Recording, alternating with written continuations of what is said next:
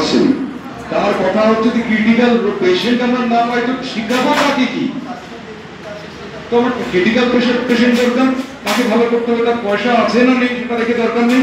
Doctor তৈরি করতে গেলে তাকে ক্রিটিক্যাল পেশেন্ট হ্যান্ডেল করতে হবে। সেখানে কয়েকটা কথা আমাদের পেশেন্ট ভলেন্টিয়ারদের সবাইকে জানাতে হয়। একটা মঞ্চ যখন পেলাম একটু জানিয়ে দিই। যেমন ধরুন একটা মানুষ কখন সুস্থ থাকবে, তার খাওয়াটা, দুটো জিনিস বাদ দিয়ে সে সব খেতে পারে।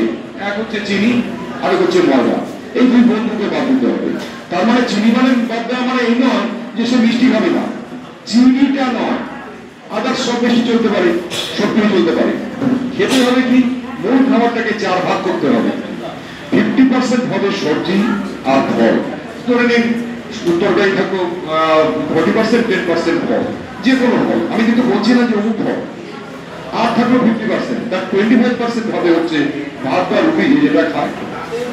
আর 25% দুনিয়ার সব চিনি আর ময়দা বাদ দিয়ে। চালটা প্রেফারেবলি আনপলিশ চাল, আর আটাটা ওটি খেতে গেলে একটু মোটা বানার আটা। এটা হচ্ছে তাহলে কারো রোগ হবে না। এই সঙ্গে তাকে হাঁটতে হবে আর 3 লিটার জল খেতে হবে। তা আমার যদি শরীরটাই ঠিক করে নিতে পারি, আমার নিঃশ্বাসের ছিল 7-এর উপরে কখনো হিমোগ্লোবিন উঠতো না, একবার তোমার ট্রান্সমিশনও দেওয়া হয়েছে। তারপর আমার ডক্টর বলছে যে হাতে আছে কি, কি আমরা বলে ট্রান্সমিশন দেওয়া আর ফলিক অ্যাসিড আয়রন, তাহলে তো অন্য অসুবিধা এসে যাবে।